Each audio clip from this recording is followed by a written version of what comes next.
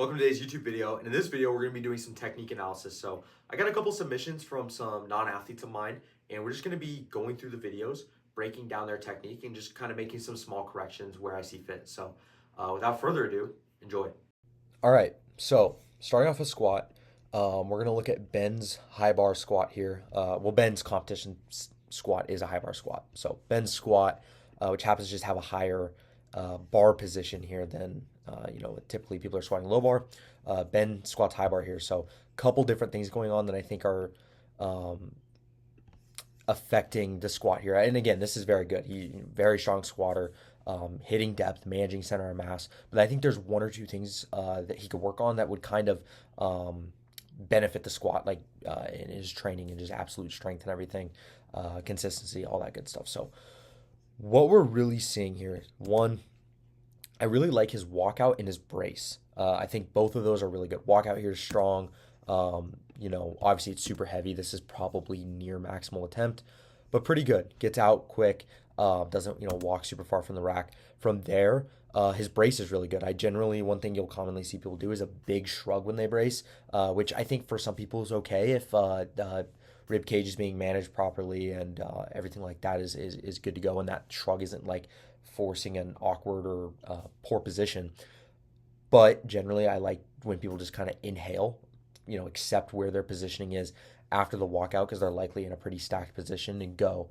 And I think he's doing good with that here. And I don't think from a bracing standpoint, besides some cueing that we're going to talk about in a minute here, I think the brace and everything looks good. The one thing we're seeing is this big biasing towards being overextended. We see the pelvis and by extension, I just mean like everything's very much like thinking chest up, tight back. We're seeing this pelvis tip into anterior pelvic tilt, meaning it's kind of tipped back in space and almost pointed backwards.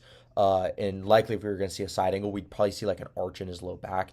And then we're seeing this really big extension of like the mid back. We're trying to see, we're seeing the chest, extended forward a lot. And I would imagine what he's thinking is probably thinking, tight back or, getting the back tight, something along those lines. Those are cues commonly kind of thrown around.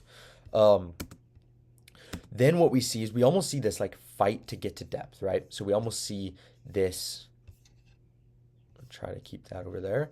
We almost see this like him really having to slow down and almost find depth. Like it's almost like it's difficult to get down there. And I think that's due to some of like the limitations he's putting on himself due to like what that pelvis is kind of doing and what like the relationship of the ribs and the pelvis are doing there. So as he's descending down here, what we see is as he's getting closer to the hole, he's probably running out of range of motion at the hip right here. And I'm going to show why that is in a second. But he's probably running out of like where he can go. And the only way he can get lower is he's either has to fold a bunch more, which probably not ideal to fold a lot middle of the squat, or this pelvis has to kind of start pulling itself back in line and kind of coming back to neutral so he can access more range of motion at the hip.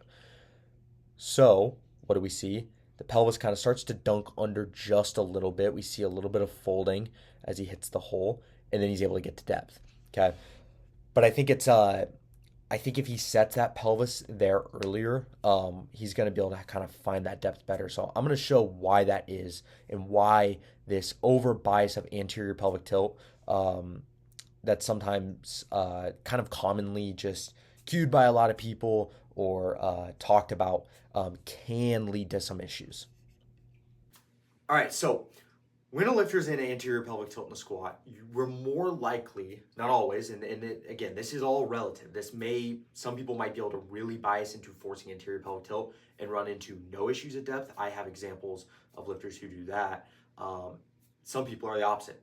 Too much anterior pelvic tilt can run into issues at depth. Now, I don't think Ben is really running into depth problems, but I think what we're running into is a little bit too much anterior pelvic tilt at that initial brace, causing him to have to compensate in the bottom when he's looking for depth.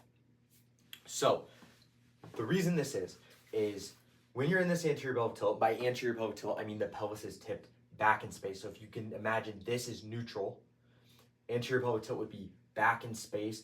Think tightening the low back, arching. Like right here, I feel this tightness in the low back, and my low back is like arched. That's what an anterior pelvic tilt is, right? Pelvis is tipped backwards.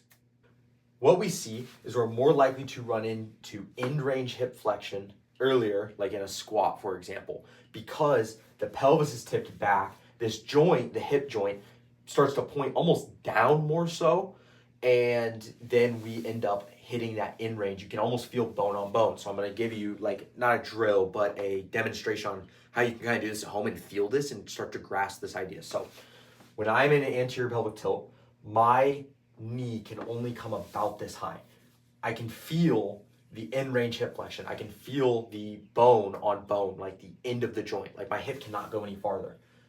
Okay. Now, if I'm squatting and I need to access more range of motion to hit depth, what's going to happen is my pelvis is going to tip under. This is often called butt wink. So when you see people talk about butt wink, this is likely what we're referring to. And butt wink is usually just side note with butt wink. Usually something that fixes it is this bracing idea that we're going to talk about, is just making sure the pelvis is kind of drawn relatively neutral and in line with the rib cage. So as I'm in this anterior pelvic tilt and I need to access more range of motion, what has to happen is this pelvis needs to come more neutral. So you'll see the pelvis tips underneath, and now I can get all this additional range of motion I didn't have before. So you can do this at home. Push everything back into anterior pelvic tilt. Think about kind of shoving your chest forward, tipping the pelvis back, kind of feeling this low back get tight. You're going to run out of range of motion. Then draw everything neutral. Okay, ribs are kind of down a little more, pelvis is kind of in line. Now I have all this additional range of motion. So that's kind of why I think we're running into some range of motion issues. Again, Ben's hitting depth. But that's why I think we're seeing things maybe start to come apart and unravel a little bit in the bottom, and maybe causing him to have to almost search for depth a little more, as opposed to it kind of being a little more streamlined and seamless in the bottom. All right, so on to the fix. I think with technique in general, a lot of stuff can just kind of be boiled down to what's going on with the setup. And I think this situation is no different. So what we're seeing again is that pelvis tipped into anterior pelvic tilt. So that's what we need to address early. During his setup, we see the pelvis kind of tipped back and the chest is just really overly extended a lot, right? So we see all this additional extension going on. I think oftentimes what the ribs are doing is kind of where the pelvis falls in line. If we're in too much extension with the ribs and everything's flared out, right? Rib flare, chest up, chest flare, the pelvis is going to tip back. I think the opposite's true, where if we really are too overly biased to ribs down or really scrunchy or clamping up at the ribs, the pelvis is going to want to follow suit and kind of tuck underneath too much. So it's kind of about finding that happy, middle ground. What I would do is during this initial setup, instead of really thinking chest up, I would maybe set the head a little bit, maybe eyes about 10 to 15 feet on in front of him on the floor. This is going to probably naturally draw the ribs down some. I would also just try to feel and cue ribs down a little bit and think about drawing the ribs down and think about drawing them in line with where the pelvis is. One other thing I would try is bringing this belt up, 1 to 2 inches, maybe 3 inches. Just play around with it. What this is probably going to do for him, it's going to give him more awareness of what his ribs are doing and more awareness of giving him better awareness of when the give something for the obliques to really kind of feel, right, as he's kind of crunching down a little bit, and really try to draw the ribs down and as opposed to flaring up so much. I think from there, once he kind of does that, he could probably just change nothing, right? Once he kind of establishes that neutrality during the unrack, he can walk out the same way. He can brace. We already touched on, I like his bracing sequencing. He can do that the exact same way. He can descend the same way. He's likely going to have that pelvis be a little bit more in line. I don't think he needs much, right? We just need to draw it a little bit more in line. Those ribs are going to be drawn down some and start to find a little more neutrality and line up a little bit and stack with the pelvis. And then we're going to see just a little bit more seamless, streamlined squatting as opposed to him looking like he's fighting for depth. So pretty simple. I would just look at the initial setup. All right, so looking at Ian's squat next. I think a lot of these issues are similar to Ben's. So again, low bar squat, so it's a little different. Obviously, not quite the same, but we're still seeing a lot of similar issues. Now, at face value, I think this actually looks pretty good, just squatting high, right? And in powerlifting, we got to get that hip crease below the knee. So we've got to find ways to access a little bit more range of motion, access depth. So I think this video, it's harder to see, but I think in the second video he sent me, it's a lot easier to see. We see a couple things. One, ribs are really flared forward, right? Which naturally is going to probably draw the pelvis back a little more into anterior tilt. The pelvis is going to kind of follow where the ribs go. So if the ribs are flared forward, the pelvis is going to be flared back into anterior tilt. If the ribs are crunched down or overly clamped, think scrunching down or doing like a crunch, the pelvis is probably going to follow and tip into posterior tilt or roll underneath and almost round underneath. And then if we can kind of find general neutrality, the pelvis is probably going to follow into general neutrality. And again, this is all a spectrum, right? Some people are going to be able to bias into being really overly extended. Some people are going to need to clamp more and be a little bit more flexed over with what their midsection is doing. It's going to all be relative. Some people are going to have issues with certain positions that other people don't. And some people are going to have, vice versa, right? So I think in this case, we're seeing similar issues. Ribs are really flared up. I think this is also pitching his center of mass forward just a little bit. I think if we saw the ribs draw down a little bit more, we'd see these hips want to travel back more. So I'll be giving a cue for that as well. The other thing, like I said, center of mass a little bit forward where he's starting forward. Okay. And then the hips never really want to get traveling back. Okay. They start getting there towards the bottom, but not quite. And now this is a little closer, but we see the knees really just shove forward, and the hips never really get their way back until later in the squat when we start to see him fold a little more. So what I would look at doing, and again, his setup's not cropped, is initially in the setup, drawing the ribs down. Okay, feeling those obliques, feeling contact with the obliques, almost drawing down a little bit, and almost thinking about just doing a little bit of like drawing the sternum down, crunching a little bit, and kind of getting into a bit more of a clamped position. Obviously, we don't want to get too far with that, but that would be the first thing I would look at. I think from there, the pelvis is probably going to follow because I don't think the pelvis is extreme in anterior tilt or anything like that. The other thing is the center of mass. Now, a cue that's commonly thrown around is belt to heels. I think that's a good cue, but I think it is kind of hard to grasp. What I prefer and what I've been giving lifters that I feel like they're really understanding it well is to pretend someone has like a string hooked to your waistband on your pants. And as you're squatting, they are pulling on that. The deeper you squat, the more they pull, and then as you come up, they let go. And then the deeper you squat, the more they pull, and as you come up, they let go. What this is going to do is it's probably going to eliminate any sort of like if you cue hips back, right, people are going to want to do some kind of a pre-hinge a lot of times. So this kind of eliminates that because in this case, we probably don't want to be pre-hinging. But as he's descending, if he's reaching those hips back more, as well as the ribs are drawn down, he's probably going to find a little bit more of a natural and just a natural lean and force less of this chest up position. Probably get these hips back a little more. The pelvis, like I said, is probably going to follow suit if the ribs are drawn down a little bit more. Kind of get this natural lean, and he's probably going to be hitting depth a little bit more comfortably. So that would be kind of the two cues I would use is during the initial setup, really drawing the ribs down. And then from there, just thinking about having someone pulling on your hips back as you get deeper, probably going to run into less issues with finding depth in the squat. So similar issues to bench squat, just a little bit different in the way we're kind of attacking it and going about correcting it. So next up we have Ian's bench press, and this actually looks pretty good. There's one small thing we're going to look at with the feet. Sink style bencher here. You're going to see our other examples of sink style bencher here as well. Pretty aggressive sink. I think a couple things we could probably see is one, we see the feet moving around after, what would presumably be a start command. So this would get you red lights in comp, as well as I generally want people to have their feet set early and then not move them. Because when you're moving your feet around, you're likely losing tension or leaking, any sort of tightness or tension you're creating with your legs. Now, with the sink, we're going to see a little bit more of a dynamic leg drive approach, right? Which I think we're seeing here. I think what I would recommend maybe is playing around a little bit with letting off those legs a little bit more and playing around with like the pressure that you have on those when you're pausing. But otherwise, this looks pretty good. Like I really do think this looks good for the most part. Um, Again, maybe a little less on the legs when you're kind of pausing, and see if you get a little bit more of like a rebound effect off the chest.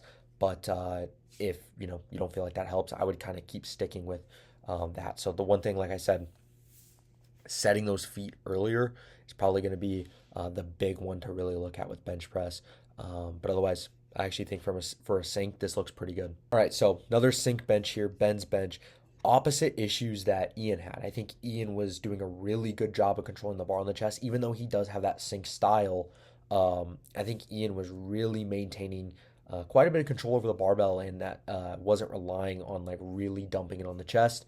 And it had good leg drive where we were almost even saying, hey, maybe we could let off the legs a little more. Now again, I generally bias people towards soft touching, and I like soft touch bench a lot. I prefer it for most people, but in the case of maintaining that sink style press, that's probably what I would recommend with Ben. I think it's the opposite. I think we need to almost bias more towards maintaining a little more tension, being a little softer with that touch, and just less aggressive of a sink. So with Ben, we see him really just dump the bar on the chest, right? Bar comes down really, really hard, almost a full, he's almost like relaxing fully in the bottom, losing all kind of tension of what the arms are doing, and then he's got to get it reversed, right? So bar comes out, again, coming down on the chest pretty hard, and we'll even see to the point where the elbows are shifting around a lot down here, which I think is due to him just basically having the bar fully supported on his upper body, right, on his chest and sternum area. So what I would recommend is a little bit of a softer sink, right? If the goal is to maintain a sink style bench, being a little softer with that, not necessarily dumping it on the chest so hard, is probably the first place I would look at. Otherwise, I think the leg drive looks pretty good. I think he's coming off the leg some and then kind of re-engaging those legs to get the bar to reverse, and kind of that like 0 to 100 style dynamic leg drive that we'll see in a soft touch. I would maybe play around with maintaining a little more leg drive in the bottom, because I think that will lead to a little bit of a softer touch. But that would be really the one thing I would look at, is just trying to find ways to soften that touch a little bit, right? Obviously not going all the way, but if the sink and if the sink and the soft touch are on a spectrum, Ben's probably all the way on the sink here. And I think trying to find a little bit more neutrality, a little bit kind of in the middle, meeting in the middle, is probably the direction I would look at going. Keeping that dynamic leg drive, but maybe being a little less aggressive with it.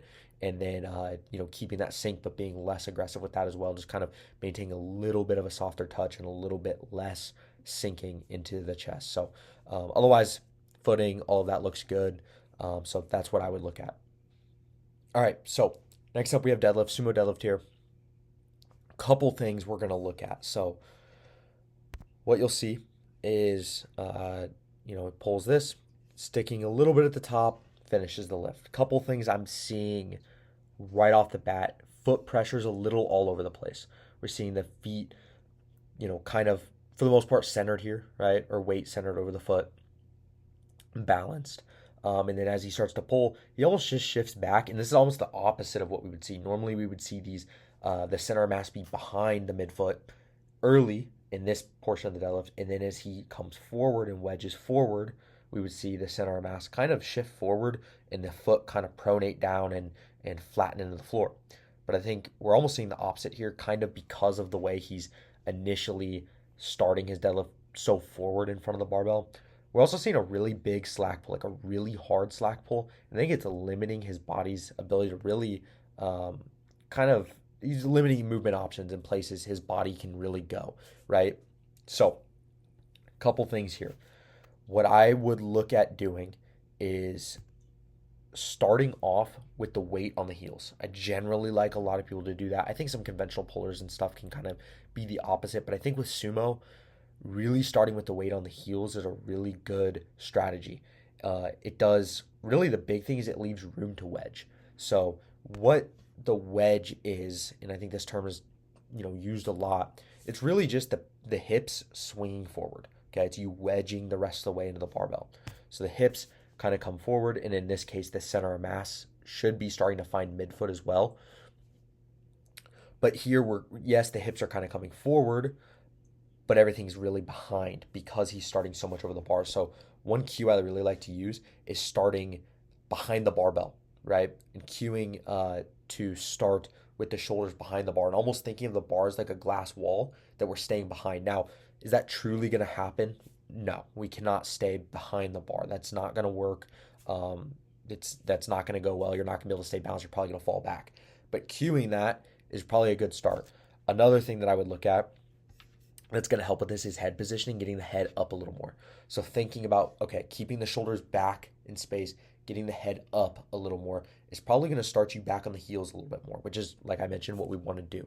So I think getting him started on the heels just a little bit more is probably going to be really, really helpful.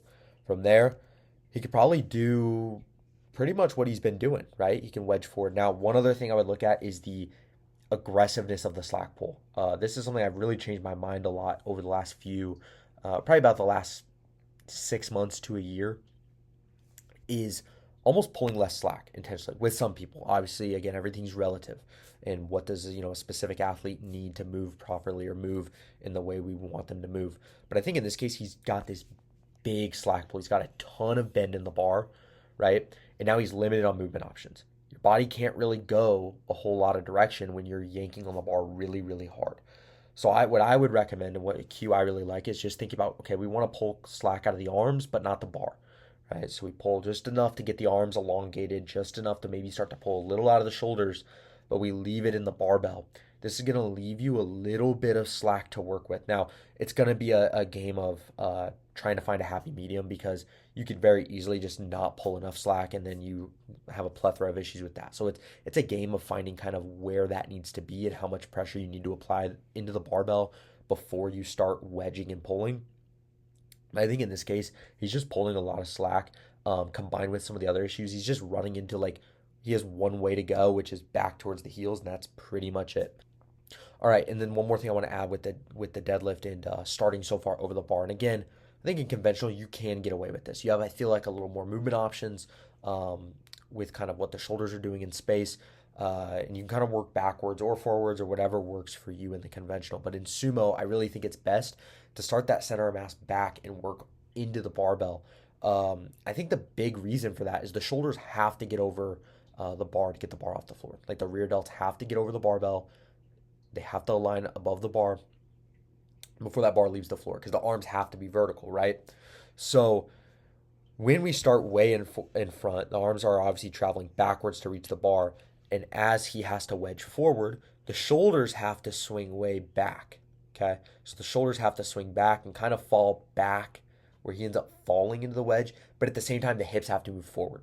So we have this disconnect where the hips are coming back, the shoulders are coming back, the hips are coming forward, and they have to meet, right? I think there's more inconsistency with that. If we start everything over the midfoot early with the shoulders, and the shoulders are kind of in position, everything rotates around the shoulders, and now it's just the hips swinging forward. So instead of having this disconnect where shoulder and hips have to kind of meet to get the bar off the floor, now shoulders are in place, and then it's just the hips have to come forward to meet to get the bar off the floor. So just from a directional standpoint, there's just less going on, and everything's kind of moving in one direction as opposed to shoulders are coming back, hips are coming forward, and now we've got to find midfoot. Now it's, hey, we start behind the barbell, hips come forward, and now we, starting on the heels, and we get to midfoot, more consistently with that. So that's kind of why I typically talk about that. I actually have an info post on my Instagram page as well covering this, and kind of why I like to lean into that idea. Alrighty, that's going to do it for today's video. If you did enjoy, please let me know as I can continue to make this type of content. I think YouTube is a really good medium for doing technique focused videos, and the form checks are also just a really good way to kind of dive into technique is, there's so many unique examples that you can kind of run into with that. So if people like this, I can keep doing these, as well as if I can continue to get submissions, I can just keep making these every few months. So if you enjoyed, just let me know. My Instagram is Rocket Strength Powerlifting and Powerlifting with Jake. Those are my two Instagram accounts. Those will be down below in the description, as well as my link tree if you want access to any of my coaching related forms, application form, a PDF of my services, that sort of thing. So if you have any questions, just let me know, and thank you for watching.